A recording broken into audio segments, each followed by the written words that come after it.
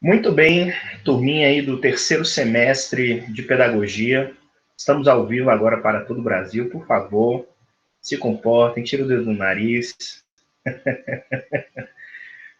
Boa noite a todas vocês, sejam bem-vindas.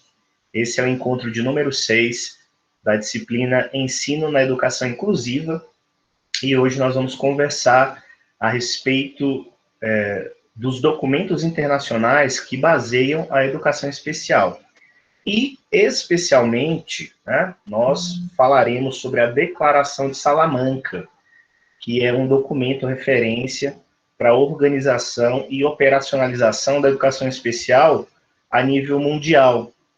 Então, essa declaração ela foi escrita e concebida, né, numa conferência da ONU, e lá estavam presentes mais de 80 países, né, mais de 80 representantes, e essas pessoas, esses representantes, nessa discussão, eles elaboraram esse documento, né, essa declaração, e é uma declaração que deixa em evidência o que é educação especial a nível internacional, o que os países podem fazer para melhorar a sua oferta de educação especial, né, e qual a atenção que deve ser dada ao público atendido, a todas as crianças.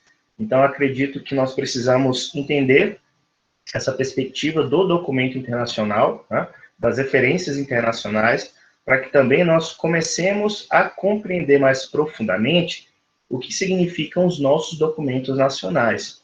E é importante situá-las nesse sentido, porque nós temos alguns documentos nacionais que são importantes, que são referências, né? Nos nossos estudos sobre a história da educação especial, especificamente no Brasil, nós percebemos que houve aí muitas lutas, né, retrocessos e avanços, e principalmente a consolidação da prática da educação especial com a aprovação de algumas leis. E aqui eu gostaria de destacar a nossa Constituição Federal de 1988, né, que a partir dela fica muito claro o apelo do Estado para que toda criança com necessidade educacional especial ela pudesse ser matriculada e tivesse sua experiência de educação numa escola regular, numa turma regular, né?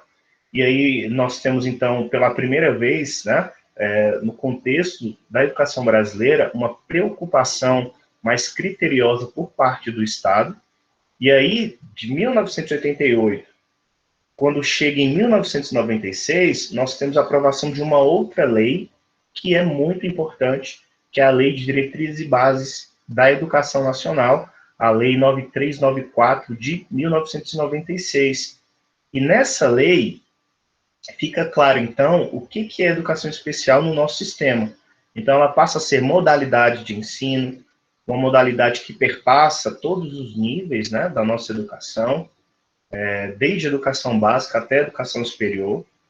O princípio de que a criança ela tem que cursar o ensino regular, ela pode cursar uma escola regular, fica muito consagrado também, né, a partir da LDB de 96, e nós temos, então, a criação de dispositivos e de mecanismos que efetivamente garantem direitos que até então não eram nem mencionados, né?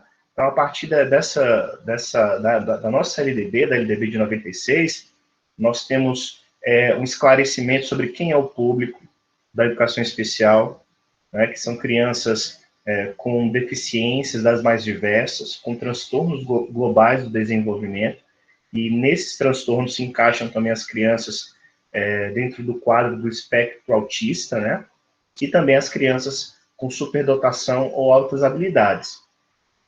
Na lei de 96, nós também temos ali uma organização a respeito da oferta, né, de alguns direitos educacionais, de alguns mecanismos educacionais.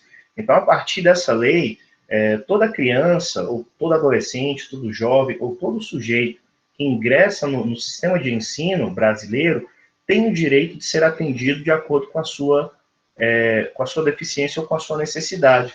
Não importa se essa é uma criança que está cursando educação infantil, o ensino fundamental, o ensino médio ou a educação superior. Então, dependendo da deficiência que o sujeito tenha, ele tem o direito, diante daquela rede de ensino, diante daquela instituição, de ser atendido, né, de acordo com a sua particularidade. E aí, para nós, né, no contexto aqui da sociedade brasileira, com essas leis e com a consolidação de uma política nacional de inclusão, parece que a ideia da educação especial no Brasil, da educação inclusiva, ela está consagrada, né? Mas nem sempre foi assim. É por isso que nós precisamos, então, estudar os documentos internacionais, né?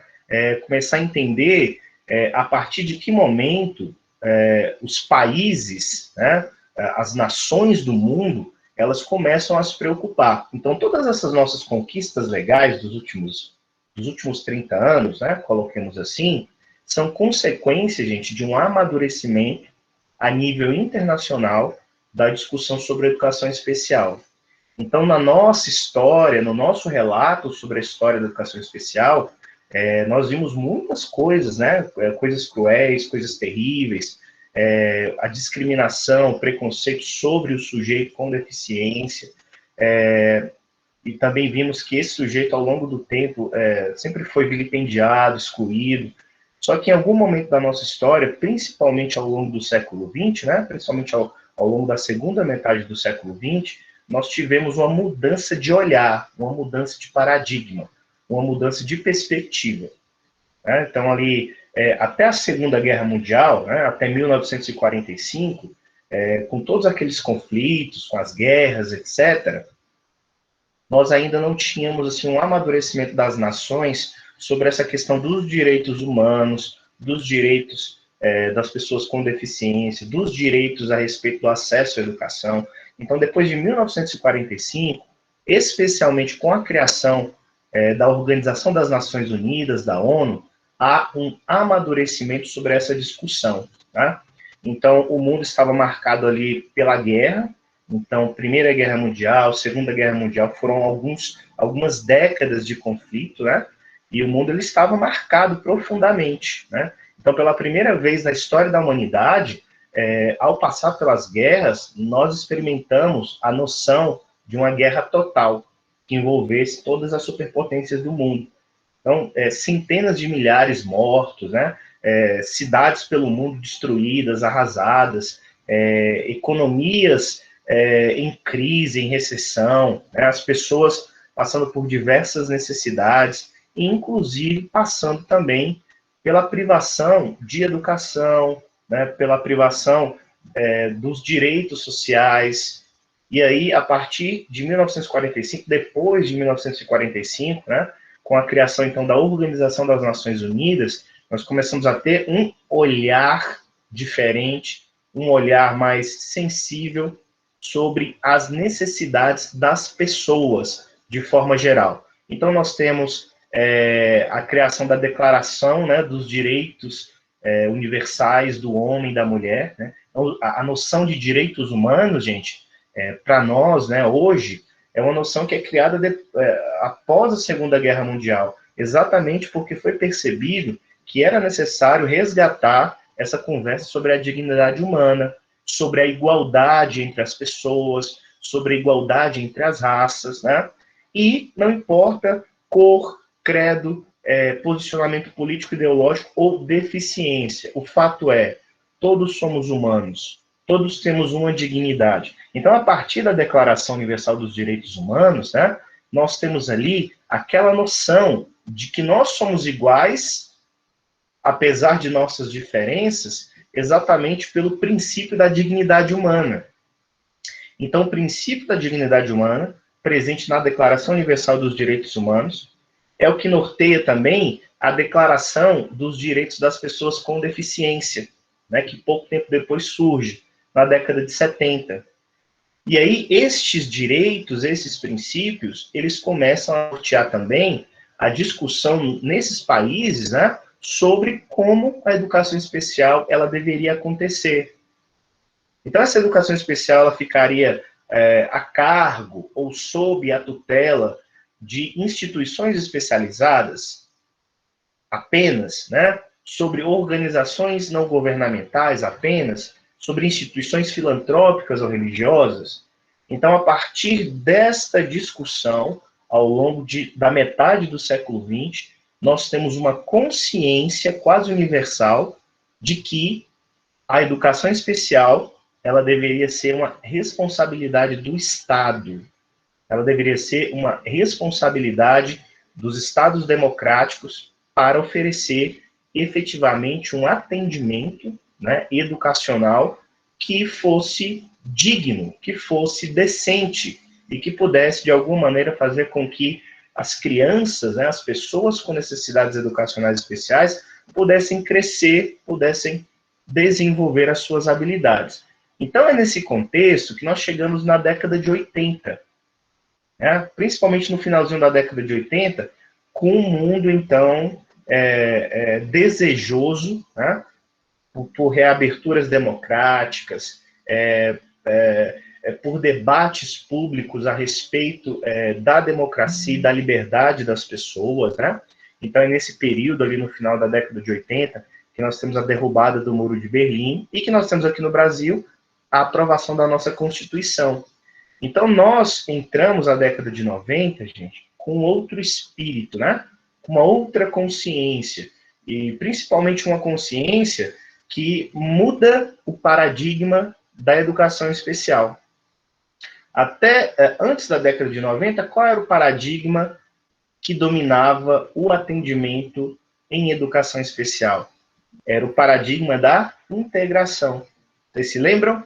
Então, educação especial era sinônimo de instituições especializadas. Então, existia uma noção de que o sujeito com deficiência, ele deveria ser integrado, né? Ele deveria ser preparado para a vida em sociedade. E, nesse sentido, não havia uma contrapartida dessa sociedade. Então, todo o esforço era direcionado para o sujeito com deficiência. E ele que deveria, então, passar pelo processo educativo para se tornar autônomo e para enfrentar todas as dificuldades de uma sociedade que não estava preparada para recebê-lo, né? Então, a partir da década de 90, nós temos a mudança de eixo, a mudança de paradigma. Eu espero que vocês se lembrem. Então, nós mudamos da concepção de integração para a concepção de inclusão, né? Então, principalmente por causa dessas discussões internacionais sobre o direito, sobre a dignidade das pessoas com deficiência. Até que chegamos em 1994. E aí, o que acontece em 1994? Uma conferência da ONU na cidade de Salamanca, na Espanha, né?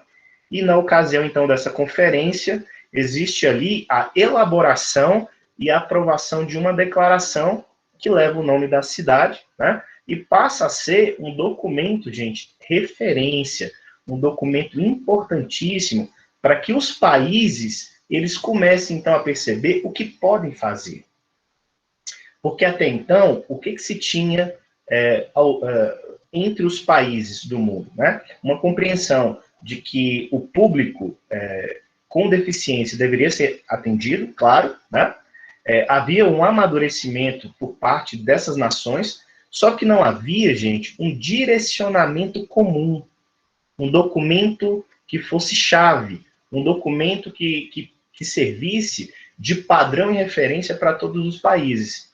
Então, quando a Declaração de Salamanca ela é criada e ela é liberada, pela primeira vez, então, nós temos um documento de referência que mostra o seguinte para os países: olha, esses são os princípios, é aqui que você pode investir, é por aqui que você deve caminhar para criar, então, uma modalidade de ensino que seja efetivamente inclusiva e que atenda às necessidades das pessoas com deficiência. E nesse sentido, então, eu gostaria aqui de mostrar e de discutir com vocês alguns princípios que norteiam a Declaração de Salamanca.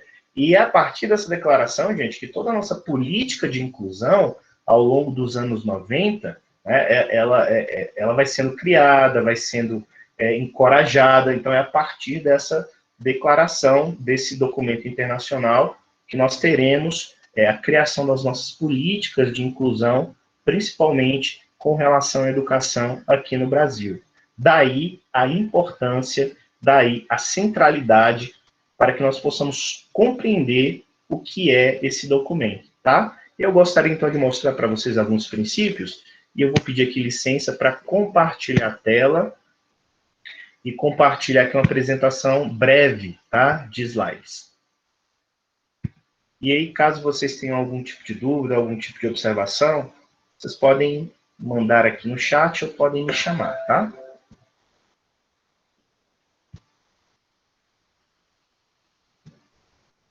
Muito bem.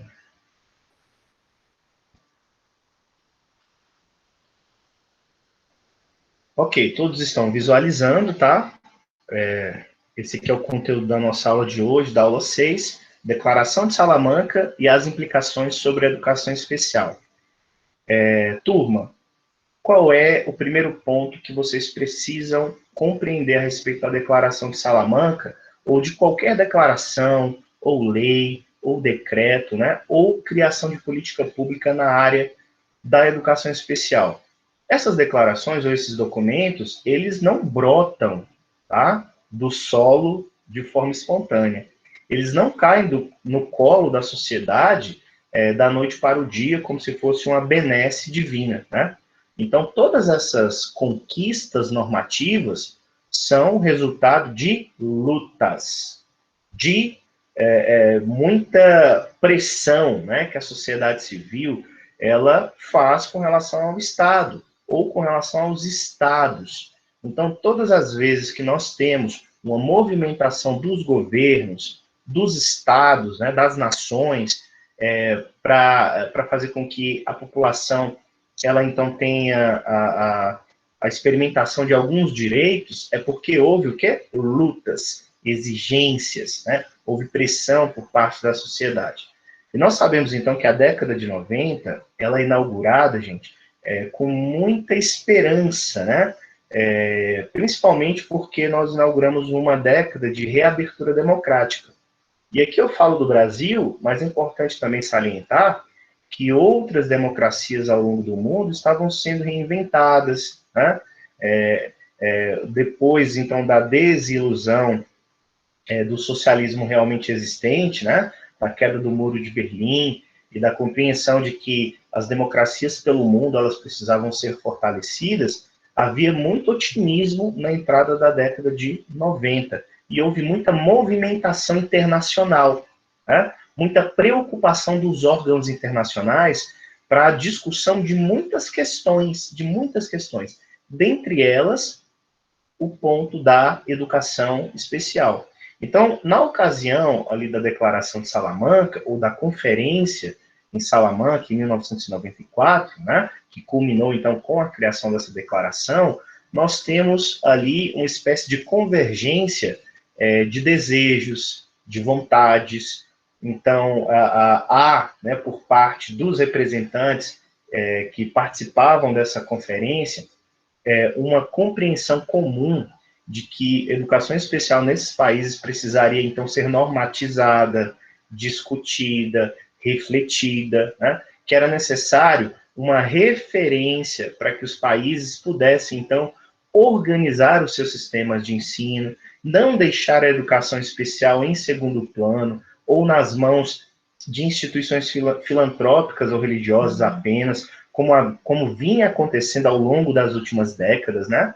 Então, 1994, gente, para a educação especial, é um marco, principalmente por causa da criação, então, ou da aprovação da Declaração de Salamanca. E ela tem, com certeza, e ela exerce algumas implicações sobre os sistemas de educação no mundo.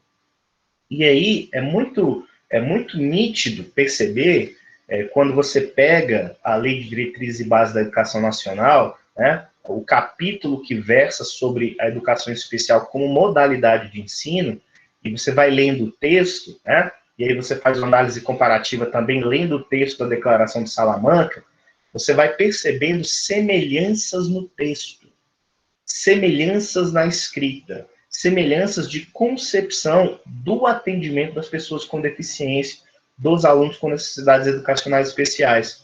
E essas implicações, essas semelhanças, né, têm a ver exatamente com o amadurecimento e com as implicações ou com as consequências da Declaração de Salamanca sobre o nosso sistema de ensino. Então, na redação da LDB, em especial do capítulo que versa sobre educação especial, há ali, né, uma preocupação por parte dos legisladores, por parte daqueles que escreveram a lei, para que a lei estivesse em consonância, e tivesse uma relação bem íntima com a Declaração de Salamanca. Então, vocês percebem o quanto essa declaração ela foi importante e o quanto ela serviu de referência para a nossa lei, para a educação especial.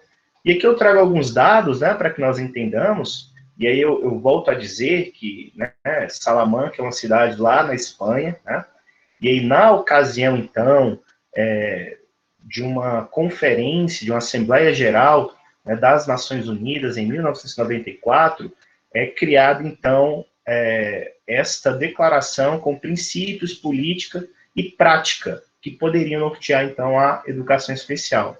E aí eu volto a dizer, gente, até então não havia clareza sobre como a educação especial ela deveria ser tratada e organizada por parte do Estado. Vocês se lembram, na história da educação especial no Brasil, principalmente ao longo do século XX, a educação especial ficava na mão de quem? Era na mão do país mesmo, da nação, do Estado brasileiro? Eram os governos que encaravam a responsabilidade de nortear a educação especial? Não.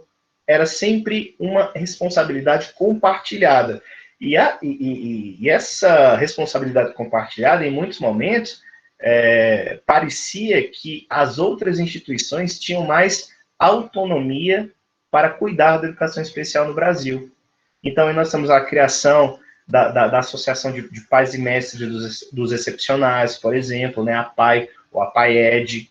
Temos a criação de outras instituições, de escolas, de institutos que atendiam, né, as crianças com deficiência, e essas instituições, elas sempre estavam ligadas a grupos religiosos, a igrejas, né, a grupos confessionais ou a instituições filantrópicas. Então, não havia, por parte do Estado brasileiro, muito interesse. E eu digo aqui, por parte do Estado brasileiro, citando a nossa realidade. Mas se nessa época nós analisássemos também a realidade de outros países pelo mundo, nós perceberíamos que havia algumas semelhanças.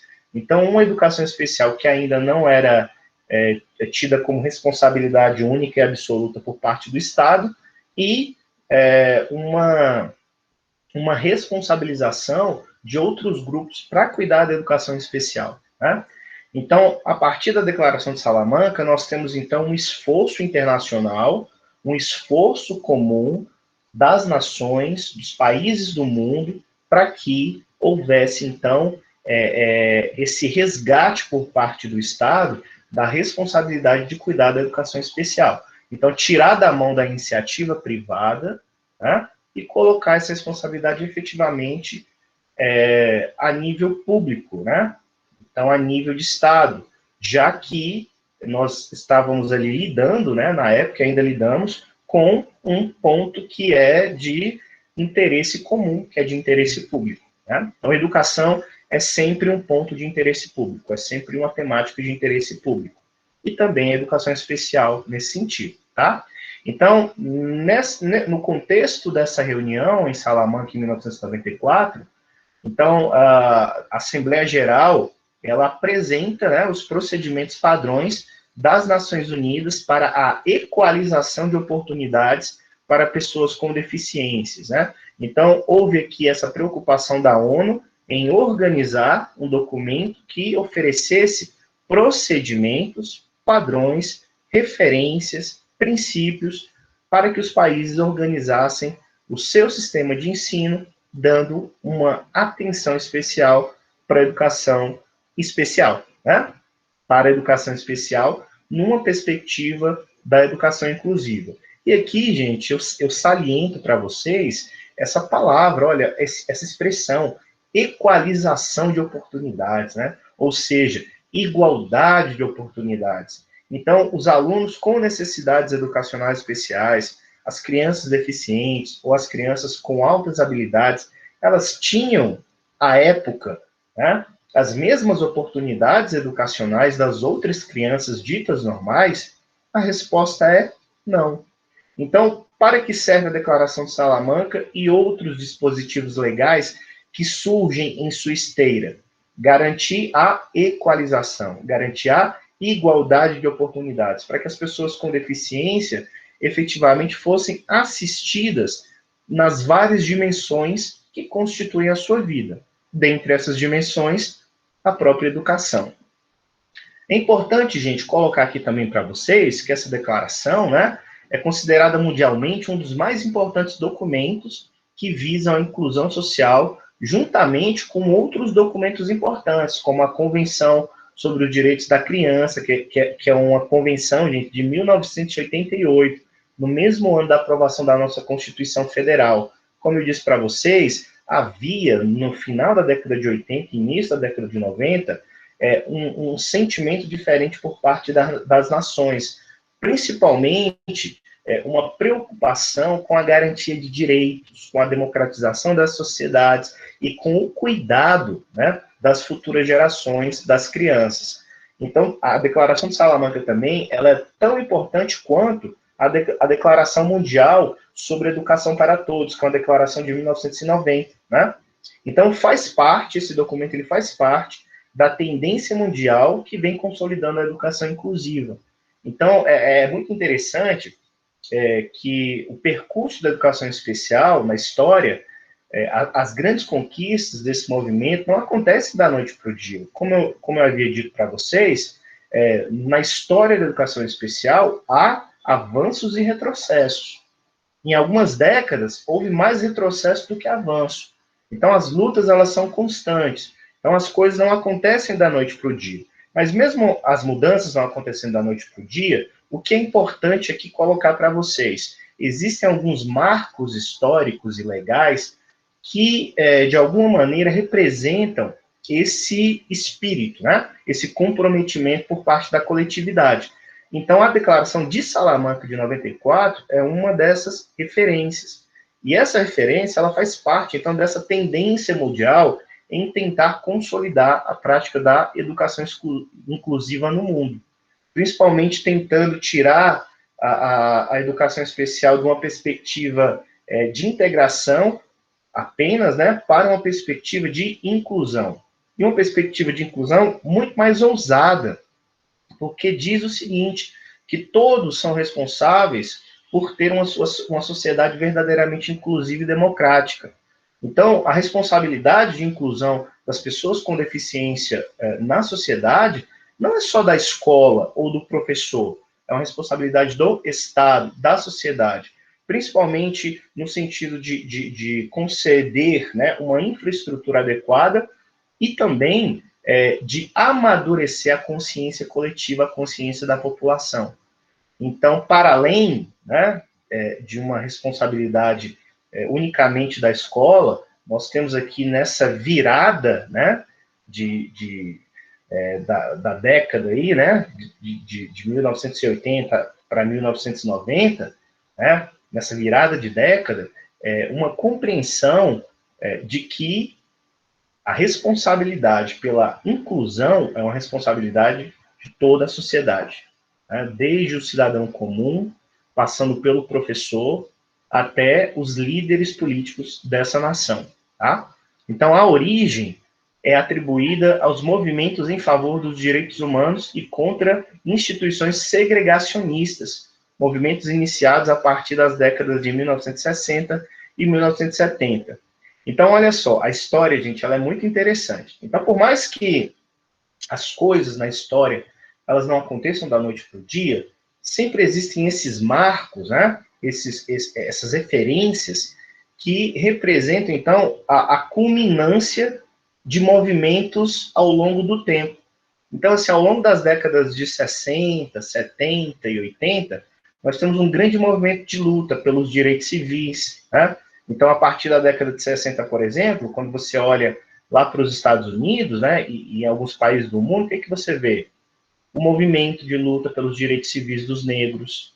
E aí você olha em outros países também, as minorias, né, buscando seu espaço na sociedade, negros, mulheres, o movimento LGBTQIA+, né? E dentre outros grupos que formam a sociedade, algumas minorias étnicas. Então, estes grupos, essas populações, esses segmentos sociais, eles passam a exigir espaço na sociedade. Então, são décadas, assim, gente, de muita luta, de muita resistência, né? E de uma criação de uma espécie de contracultura, né? Diante daquilo que era o status quo e que estava estabelecido até o momento. Então, quando você chega em 1994, né, com a Declaração de Salamanca, você tem toda a culminância, toda a concretização dos movimentos por direitos, né, das décadas anteriores. Então, a Declaração, pessoal, de Salamanca, ela começa aqui com o comprometimento de todos os delegados, né, que estavam presentes nessa Conferência Mundial de Educação Especial. Então, lembrando que quem é que estava presente lá? 88 governos, 25 organizações internacionais em assembleia, né? E essa assembleia ela foi realizada, então, entre os dias 7 e 10 de junho de 1994.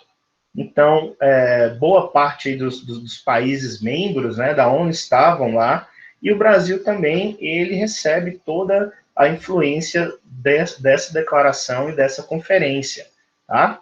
É um grande marco, e aí esse marco e os delegados que estavam presentes, eles deixam claro, assim, em que eles acreditam, quais os princípios que devem nortear uma educação especial no mundo, né? O que as crianças com deficiência, com necessidades educacionais especiais, devem experimentar no contexto de seus países, dentro de um sistema de ensino. E aí eles colocam o seguinte, em que os delegados acreditam? E o que eles proclamam? Primeiro, toda criança tem o direito fundamental à educação e deve ser dada a oportunidade de atingir e manter um nível adequado de aprendizagem. Gente, toda criança, sendo ela branca, negra, índia, amarela, sendo ela de confissão cristã, ou de confissão muçulmana, ou de uma confissão religiosa diferente, sendo ela de classes abastadas, ou pertencente à classe trabalhadora, ou sendo uma criança com necessidades educacionais especiais, ou com altas habilidades. Toda criança ela tem o direito fundamental à educação. Vocês percebem que a ideia do direito fundamental à educação é reafirmado na Declaração de Salamanca, mas esta ideia já vinha desde a década de 80, desde o finalzinho da década de 80. E em especial aqui no Brasil, com a Constituição Federal de 1988, que dizia que a educação é um direito inalienável. Então, o sujeito, quando nasce, ele já tem o direito imbricado em si, né, um direito inato de ter uma experiência educacional de qualidade. Então, toda essa bagagem, né, todo esse princípio de direito fundamental fica presente na Declaração de Salamanca. Outro princípio importante, toda criança possui características, interesses, habilidades e necessidades de aprendizagem que são únicas. Olha só que interessante, gente. Então, em 1994, se inaugura a compreensão de que, por mais que a criança ela tenha as suas debilidades ou seus limites, que podem ser limites físicos, psíquicos, né, ou sociais, o fato é que essas características, elas fazem da criança um ser único. E como um ser único, essa criança ela precisa ser respeitada e atendida de acordo com as suas particularidades. Tá? Então, toda a política de inclusão, gente, que vem posteriormente, ela surge a partir e embasada nesse princípio, de que toda e qualquer criança precisa ser atendida de acordo com a sua particularidade. E essa particularidade não é demérito e precisa ser respeitada. Tá? Sistemas educacionais deveriam ser designados e programas educacionais deveriam ser implementados no sentido de se levar em conta a vasta diversidade de tais características e necessidades. Mais uma vez, a afirmação pela valorização da diversidade do ser humano, Então, lembrem vocês que a questão da deficiência, ela é apenas um aspecto dentro da discussão mais ampla sobre o que é diversidade. E fica muito claro aqui que os governos, que os sistemas de ensino precisam valorizar essas diversidades, essas características e fazer com que essas necessidades sejam atendidas com qualidade. Tá? Outro princípio: aqueles com necessidades educacionais especiais devem ter acesso à escola regular, que deveria acomodá-los dentro de uma pedagogia centrada na criança, capaz de satisfazer a tais necessidades. Pessoal, 2 pontos importantes aqui nesse princípio. Primeiro, qual é o lugar, né, privilegiado para que a criança com necessidades educacionais especiais aprenda? É uma instituição apartada da vida dos seus pares? Não, é uma escola regular, são as turmas regulares, né? E nós conversamos sobre isso. Então, a Declaração de Salamanca, ela levanta um ponto que vai ser consagrado na Lei 9394 de 1996, que é a nossa LDB. Olha só que interessante. Então, o lugar da criança com necessidades educacionais especiais é a escola regular, e não a instituição isolada, e não a instituição que é a parte da convivência com outras crianças. Outro ponto importante: essa escola regular, ela precisa ser norteada ou organizada por uma pedagogia que seja centrada na própria criança. Olha que interessante, né?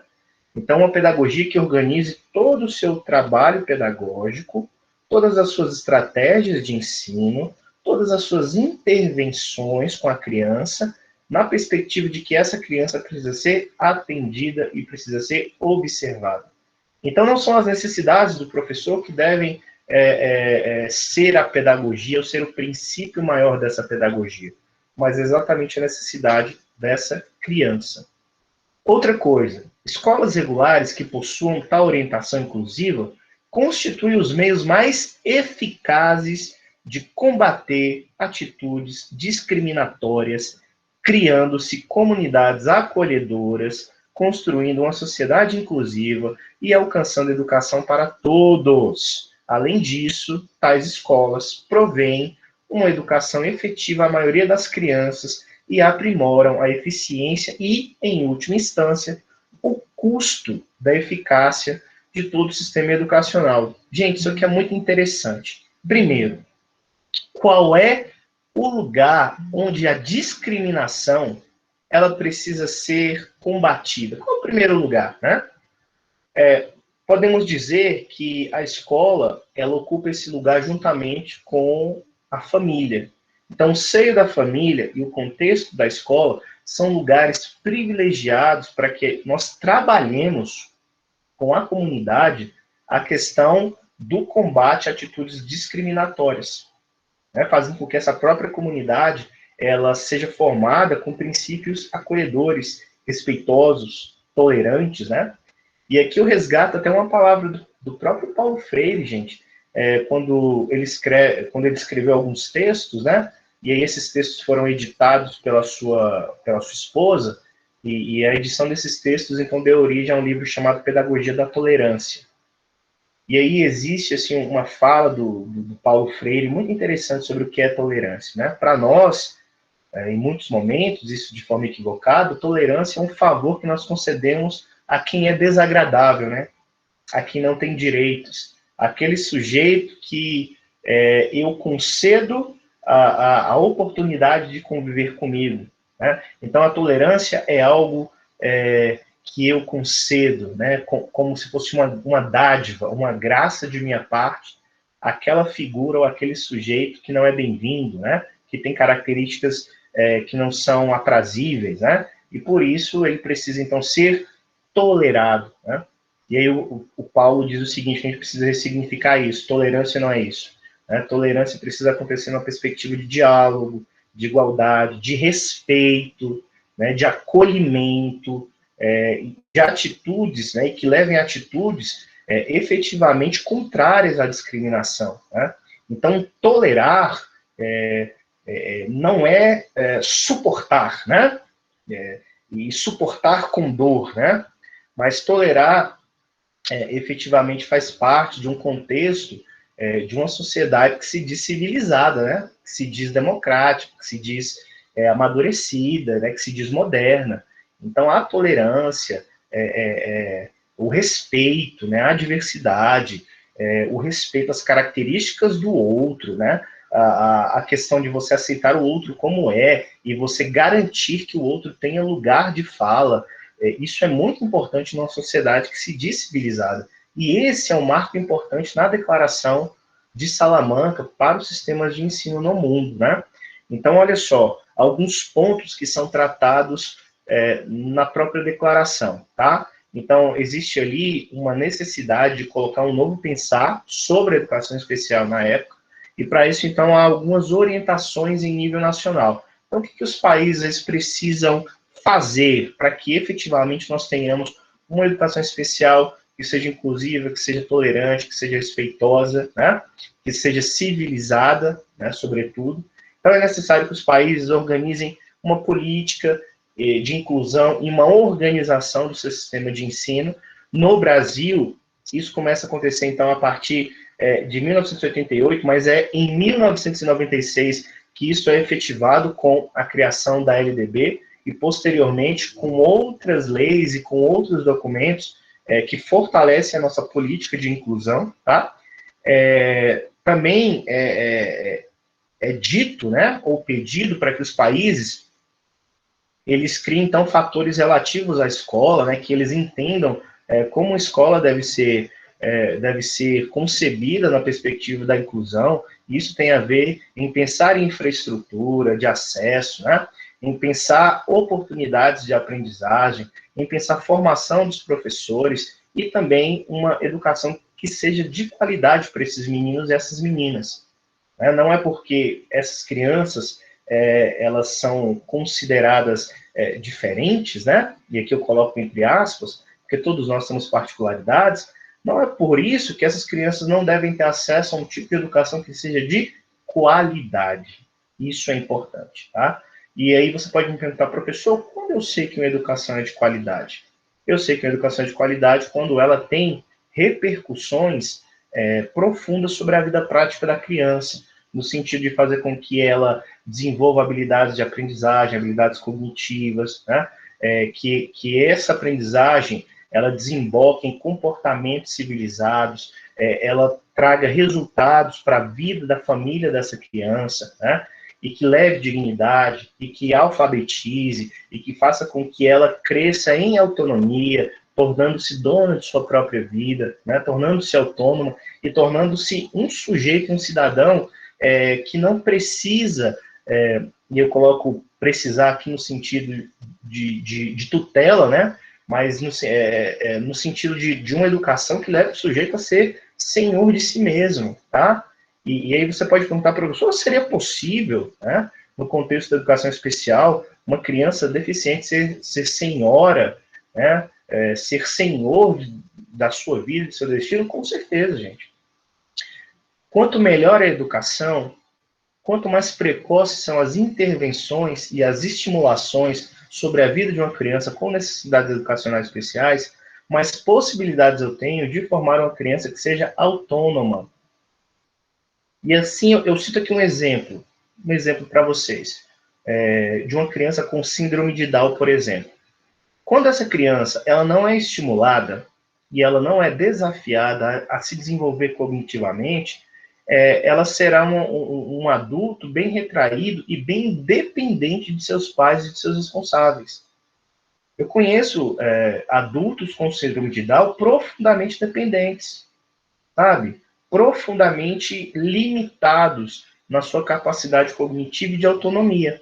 Mas, em contrapartida, eu conheço também adultos com síndrome de Down que são atletas, que lutam judô, que são atores e atrizes, que são casados, que têm filhos, que levam as suas vidas dentro, né, de uma certa autonomia e que traz, com certeza, dignidade para essas pessoas. Então, como é que essas pessoas chegam a esse nível?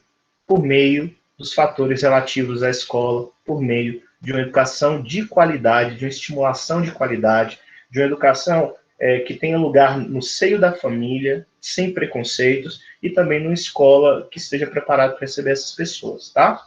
O que é mais importante também aqui dentro dessas orientações? Recrutamento e treinamento de educadores. Essa ideia, né, de educadores leigos não cabe mais aqui. É necessário formar o professor, é necessário recrutar o professor, é necessário investir e formar os profissionais de pedagogia também nesse sentido, tá? Então, a questão de você ter um professor leigo, ela não cabe mais aqui. Né? Você precisa de um professor ou de um educador que seja efetivamente profissional para exercer uma educação que seja de qualidade, tá? É necessário também serviços externos de apoio. Olha que interessante. Então, a escola é o lugar onde a criança pode estudar e deve, né?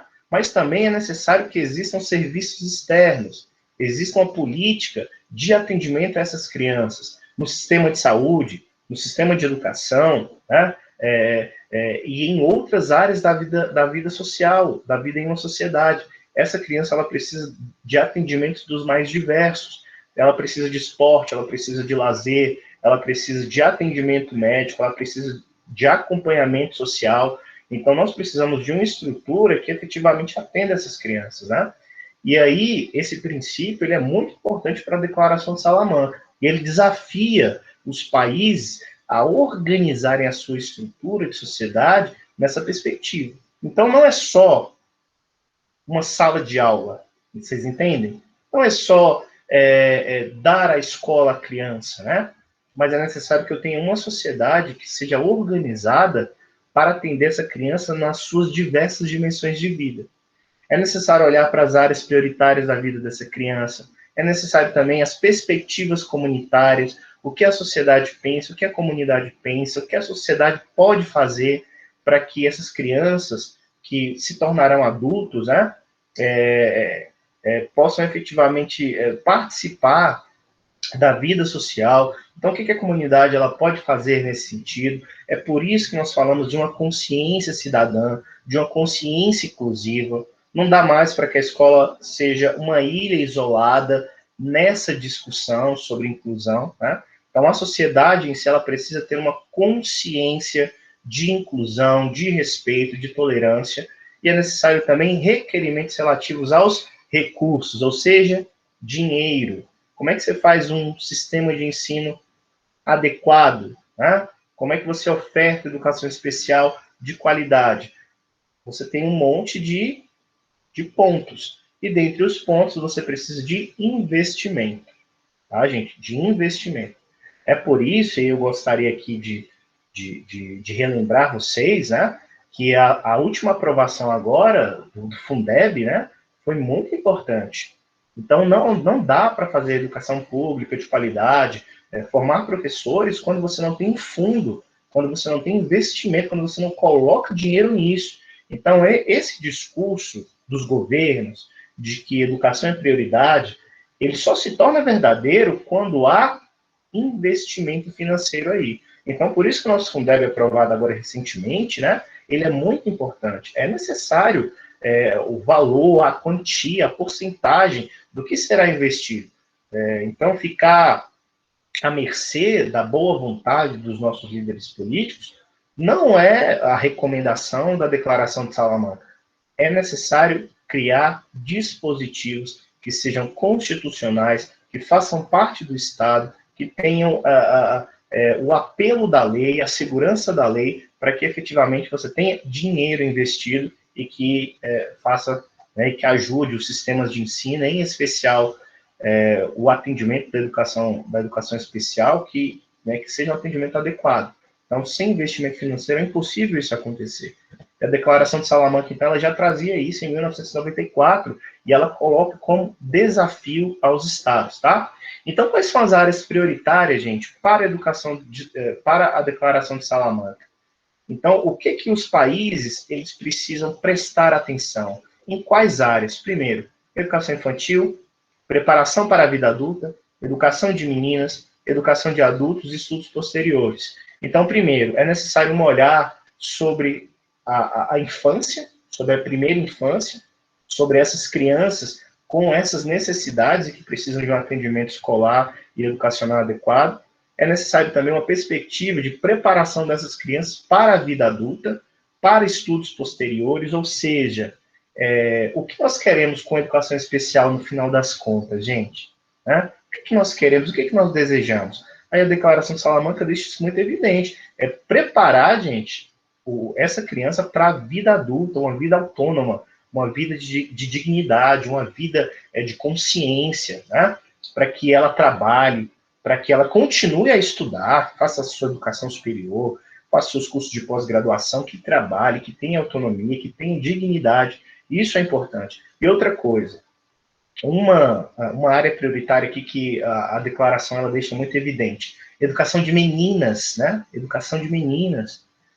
Então, se já era difícil você ofertar a educação especial pública para as crianças com necessidades educacionais especiais, imagina como era, gente, como é para as meninas em si.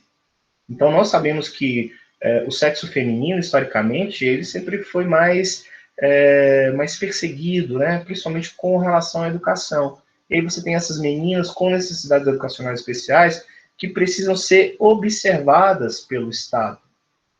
Porque são meninas que muitas vezes são violentadas, são excluídas, são deixadas de lado, né? São meninas que são proibidas de ir à escola em situação normal, imagina com uma necessidade educacional especial ou com uma deficiência. Então, esse é um desafio dos países ditos civilizados, fazer com que essas meninas e todos os outros grupos, né, considerados de risco, considerados excluídos, frequentem as escolas. Além dessas áreas prioritárias, gente, e aqui eu encerro essa apresentação, existe também uma preocupação da declaração com as perspectivas comunitárias, ou seja, o que os países, né, o que as nações, além de ofertar, né, a educação em escolas regulares, a educação de qualidade, o que também esses países precisam se preocupar? Precisam se preocupar com a formação de uma consciência na comunidade, né? Então é por isso que é necessária a parceria dos pais, é importantíssimo, é vital. Então, todas as vezes com a família que os pais negam a deficiência, ou negam o transtorno, ou negam a debilidade ou o diagnóstico dessa criança, você tem ali todos os ingredientes para que essa criança ela não avance, né? Para que se torne um adulto muito dependente, muito fragilizado. Então, a consciência dos pais, a parceria dos pais, nesse processo de formação desses meninos e dessas meninas é muito urgente, é muito importante, é muito central, né? Então, isso já era discutido lá em 1994. Outra coisa importante, o envolvimento da comunidade. Então, não adianta a escola formar um sujeito na perspectiva da inclusão se eu não tenho uma comunidade inclusiva. Aí eu ensino na escola os princípios de Libras, do Braille, né? De como você ajudar uma pessoa cadeirante, de como você deve se comportar em determinados contextos. E aí essas crianças, então, quando chegam no mundo real, elas se deparam com a comunidade preconceituosa, violenta, cruel, né? E que tratam a deficiência muitas vezes com escárnio, né? Com piadas de mau gosto. Então é necessário, além de uma escola forte, uma comunidade forte. E a comunidade forte você só consegue também com uma escola forte, né? O que é importante também nessa perspectiva comunitária? O papel das organizações voluntárias, gente. Então, não é porque o Estado ele assume a responsabilidade da educação especial que as organizações voluntárias perdem o seu valor. Então, as ONGs ainda têm o seu valor, as instituições filantrópicas e religiosas ainda têm o seu valor e podem atuar, né? O terceiro setor tem a sua importância, e o voluntariado, né? É importante também. Então, a aproximação dos voluntários, a aproximação da comunidade, da sociedade, na formação de crianças, adolescentes, jovens e adultos com necessidades educacionais especiais, tá? Outra coisa importante, tudo isso precisa levar a uma espécie de conscientização pública, de que todos somos responsáveis por todos, né? De que nessa aldeia global, todos são responsáveis por todos. e que, principalmente, nós precisamos ter um sentimento de cuidado muito maior por aqueles que são os mais fragilizados, tá? E eu gostaria aqui de encerrar essa fala dizendo o seguinte: como é que nós conhecemos um país, uma nação e uma sociedade? Como é que nós podemos dizer que uma sociedade ela é uma sociedade boa para se viver? Ela é uma sociedade digna, né? Ela é uma sociedade humanizada. Como é que eu sei disso? Basta que nós olhemos para o tratamento ofertado àqueles grupos sociais ou aquelas classes sociais que são mais fragilizadas. Então, como é que uma sociedade trata os seus idosos? Como é que uma sociedade trata os seus moradores em situação de rua? Como é que a sociedade trata a criança, a mulher, né? Como é que a sociedade trata os grupos mais vulneráveis socioeconomicamente? Como é que a sociedade trata as crianças ou os adultos com necessidades educacionais especiais? Como é que ela trata? Trata com discriminação? Trata com apartamento da vida social? Trata com não atendimento, né? E eu cito aqui um exemplo, por exemplo, agora nesse período da pandemia, o governo, né, as ações do governo foram quase nulas com relação à educação especial, com relação ao ensino remoto da educação especial.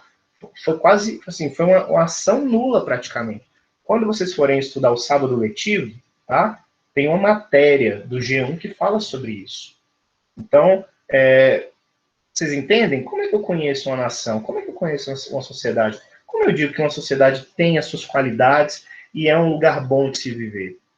Como ela trata as pessoas que são consideradas frágeis. Então é por isso que nós, enquanto sociedade, enquanto profissionais da educação, precisamos ter um olhar, não um olhar caridoso, tá?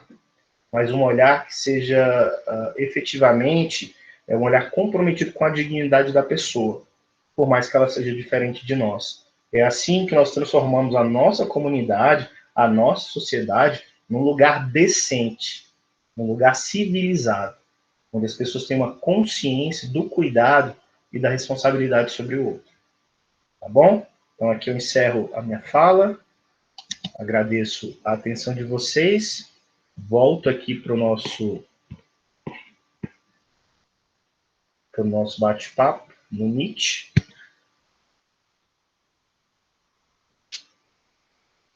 E eu abro aqui para alguma pergunta, algum comentário que vocês, porventura, queiram fazer. Alguém gostaria de fazer aqui algum comentário, né, acrescentar algum ponto de vista, alguma dúvida? Professor, boa noite para todos. A sua aula foi muito interessante, maravilhosa. Conteúdos que eu não tinha conhecimento, né? Estou tendo agora uma base bem gratificante, né? De conhecimento. E eu gosto sempre de ter acesso aos seus slides, né? E eu gostaria de saber, professor, eu posso depois conseguir, porque algumas aulas de alguns professores eu não estou conseguindo entrar. Toda vez na hora de entrar aparece um cadeado e aparece pedindo permissão e a gente fica mandando o link para a professora. As suas estão todas disponíveis no AVA para que eu possa novamente recordar, porque são conteúdos que, pelo que eu estou vendo, ele vai cair na prova, e são conteúdos ricos que nós podemos imprimir também um slide, né, para poder ter acessos futuramente. Parabéns, maravilhoso, boa noite para todos. Só tenho que agradecer, estou gostando demais. Quem que estava querendo já ir para a faculdade desistir, né, Isabela? Já tinha até falado para a Isa, que eu estava querendo desistir. Estou começando a me incentivar novamente e me reguei. Jesus, obrigado, parabéns, foi maravilhoso. Para mim foi gratificante a aula. Não tenho que criticar, só somar, tá bom? Muito obrigada para todos. Obrigado, Jeane. E não é para desistir, não. Vamos juntos, né? Estamos juntos nesse barco, e é um barco que não afundará. Nós chegaremos ao nosso destino, né? Nós chegaremos ao final do nosso semestre. Então, falta pouco, e fique tranquila, né? Vamos no nosso ritmo, vamos de acordo com as nossas forças. E lembrando, gente, que todas as vezes que eu crio um slide, né? Eu sempre crio nesse sentido, de dar um direcionamento, um recorte, do texto. Então, ele sempre vai estar lá disponível para vocês, sim, tá bom? E vamos adiante. É bom demais estar aqui com vocês. Já está lá, né? Já posso entrar na aula e imprimir meus slides. Já Tá está bom. lá, Diane, está lá. Obrigada, professor. Boa noite para todos. Muito obrigada. Valeu. Pessoal, muito bem, então, na ausência aqui de mais comentários ou de considerações, eu vou dar aqui por encerrado, então, esse encontro, tá? E aí eu peço que vocês acessem a plataforma, percorram a trilha, respondam às atividades que estão sendo pedidas ali, lembrando que vocês têm o encontro do sábado letivo, o encontro de hoje, mas não se desesperem, porque vocês terão essa semana e a próxima semana. Então, essas atividades só serão encerradas no dia 26 de setembro, tá? Para aqueles que ainda não me entregaram atividades, vocês podem falar comigo. A Sara já colocou aqui, né, que ela teve problemas técnicos, então eu vou prolongar a data de entrega dessas atividades para o dia 26 também, tá bom? No mais, conversem comigo pelas mensagens da plataforma, ou então, se for urgente, fala com a representante da turma, ela vai falar comigo e a gente tenta resolver qualquer tipo de problema, tá bom? Mais uma vez, obrigado pela presença de vocês, obrigado pela dedicação, pelo esforço, pela paciência, e vamos adiante, tá? Boa noite e fiquem com Deus.